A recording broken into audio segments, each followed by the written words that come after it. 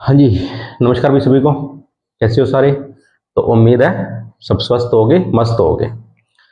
तो अब जैसा कि हमने एक एक मिनट ना भी।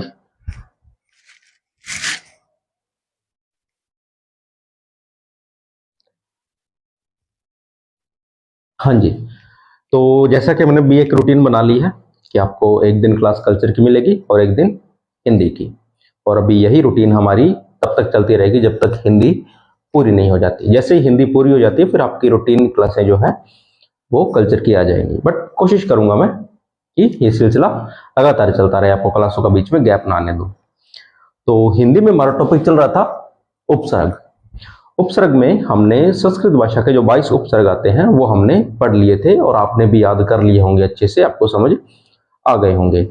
फिर भी अगर उनमें कुछ भी डाउट हो तो आप कमेंट करके डाल देना भी, ठीक है, मैं देख लूंगा। अब उसके बाद उपसर्ग थोड़ा सा हम रिपीट कर लेते हैं, क्या होते हैं उपसर्ग। तो वे शब्दांश जो किसी शब्द के पूर्व अर्थात पहले जुड़कर उसके अर्थ में परिवर्तन ला दे वो उपसर्ग होते हैं। यह दो तरीके से अर्थ में परिवर्तन करते हैं। पहला आंशिक परिवर्तन अर्थात थोड़ा परिवर्तन करते हैं, जैसे ज्ञान का विज्ञान।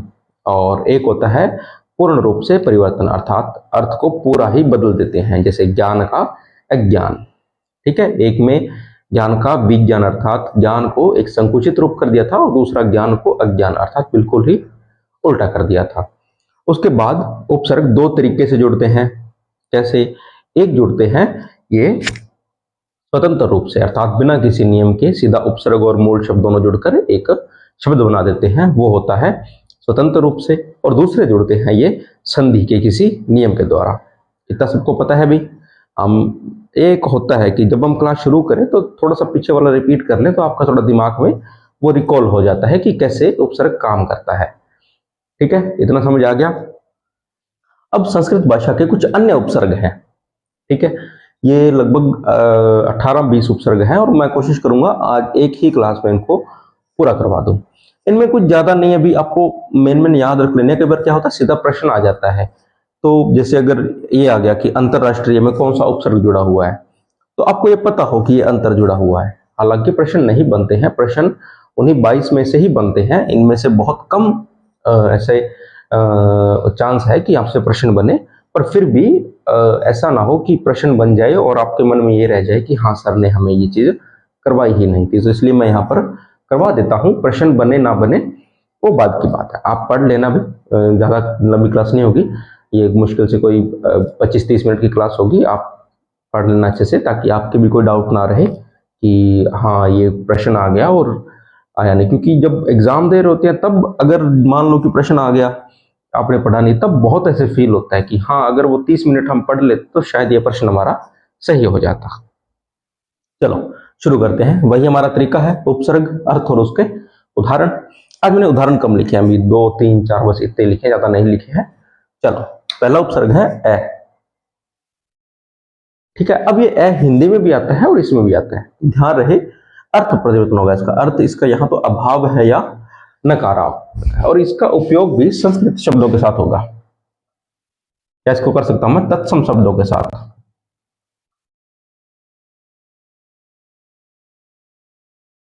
इससे बनने वाले शब्द लगभग तत्सम ही होंगे। ठीक है, जैसे अस्थिर, अप्रत्याशित, जैसे अयोग स्थिर, अस्थिर।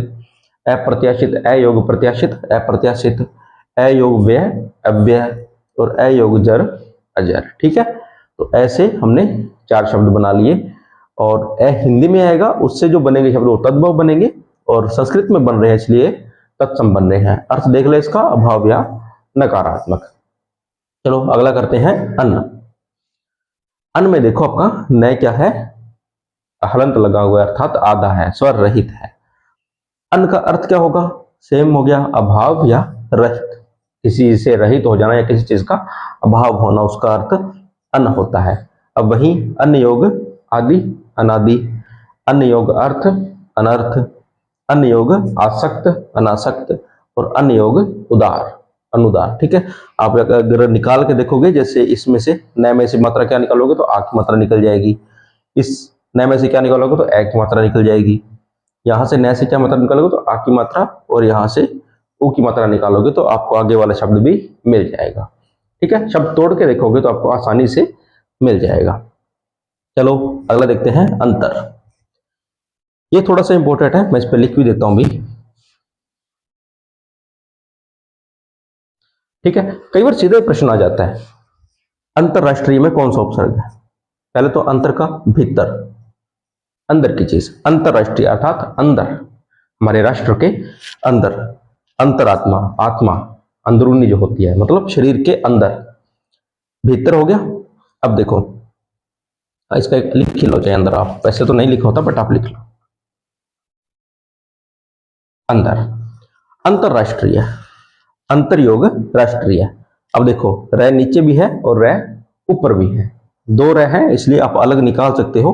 कुछ बच्चों को समझ आती है, कुछ को ये चीज समझ नहीं आती, तो ध्यान रहे रै के ऊपर रै लगा हुआ अर्थात जो आधे वाला रै है वो आगे आ जाएगा। और अंतरात्मा, अंतर आत्मा।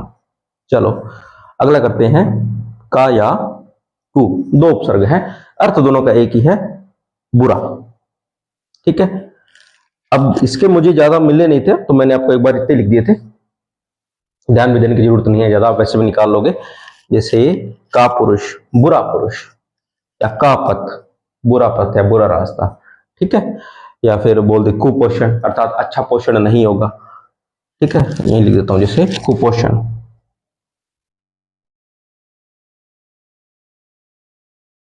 कुपोषण, ठीक है, जैसे अच्छा पोषण ना, जिसको नहीं मिलता अच्छा पोषण वो क्या हो जाता है, कुपोषण का शिकार, तो कुपोषण। ठीक है, चलो अगला करते हैं, अलम। यहां पर आपका नियम लग रहा है किसका, व्यंजन संधि का नियम। अलम का अर्थ होता है सुंदर।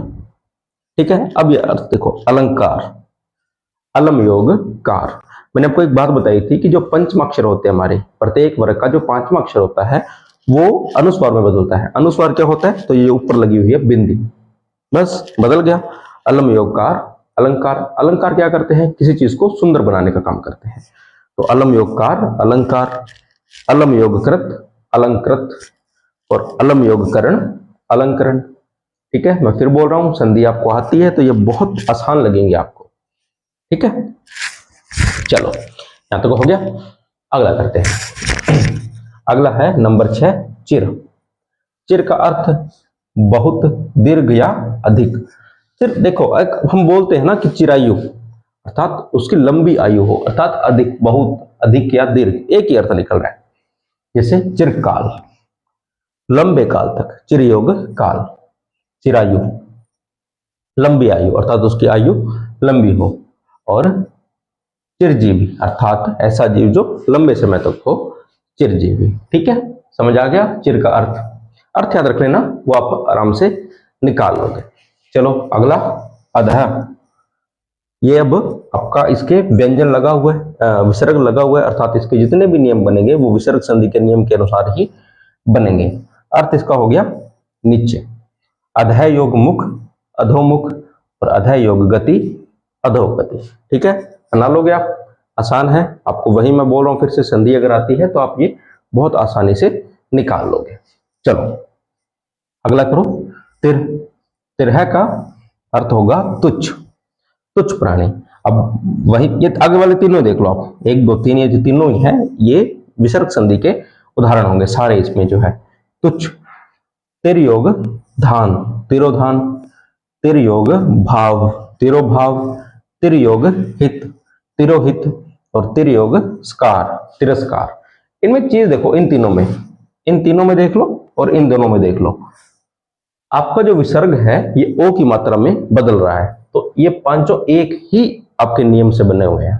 जब आप संधि करोगे तब आपको देख लेना, आप ये जितने भी आपके एक ही नियम से बने होंगे। ठीक है, अगला करो, बही। बही का अर्थ होगा बाहर।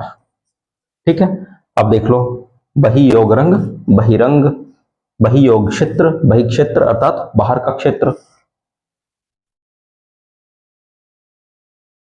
और बही योग स्कृत, बही योग कृत, बहिष्कृत। ठीक है, इतना समझ आ गया। अभी कितने पढ़े हैं, 9 पढ़े हैं। ठीक है, तो इसका एक बार स्क्रीनशॉट लो, फिर करते हैं आगे, उतारो स्क्रीनशॉट इसका, ले लो।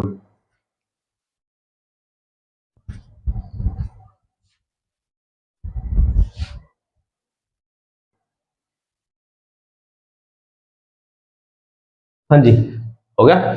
अब चलो, अब देखते हैं नंबर 10। कौन सा? पुनर।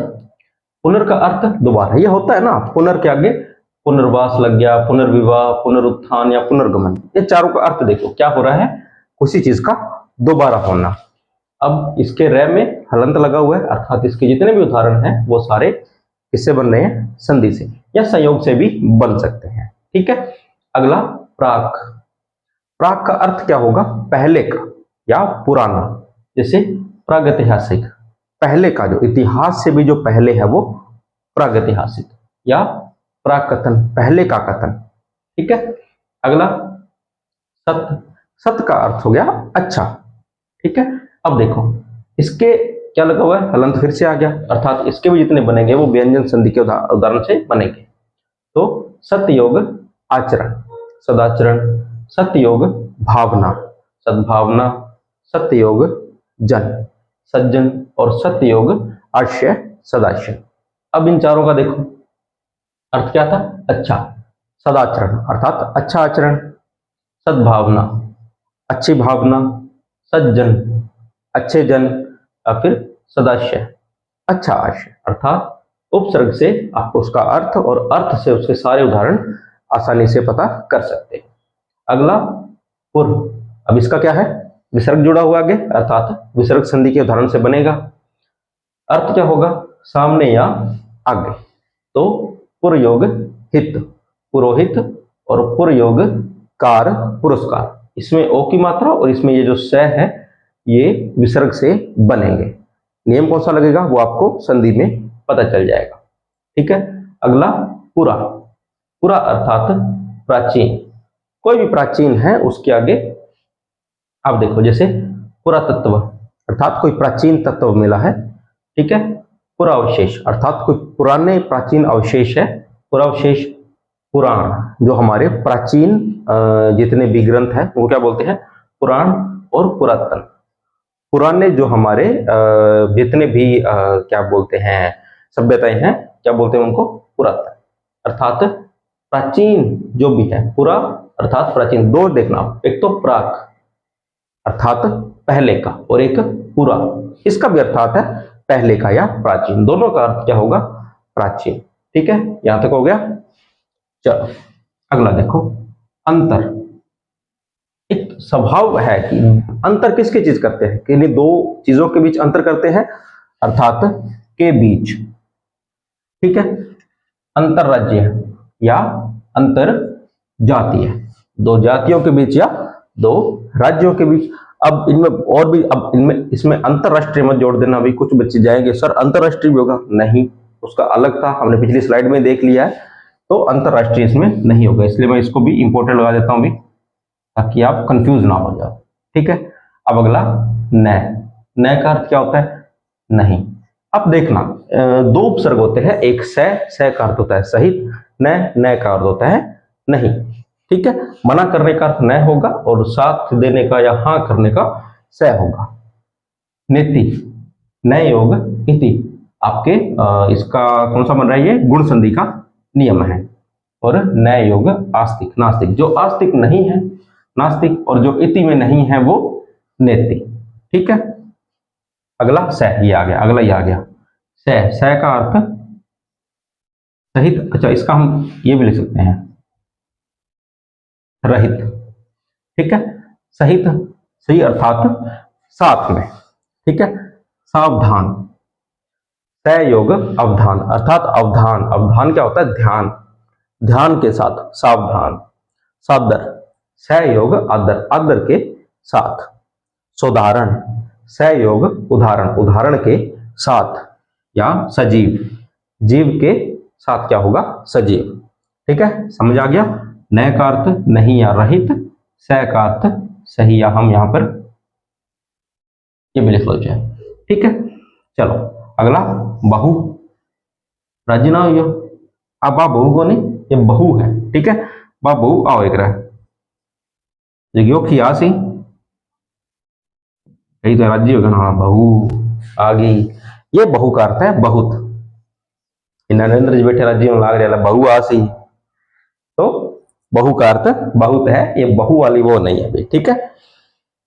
तो बहु का अर्थ बहुधा, बहुयोग धा, बहुमत, बहुयोग मत और बहुमूल्य, या अयोग मूल्य। अब देखो ना, बहुत किसी चीज का बहुत अधिक होना, बहुधा किसी चीज का बहुत अधिक होना, बहुमत अधिक मत के साथ, बहुमूल्य बहुत ज्यादा मूल्य।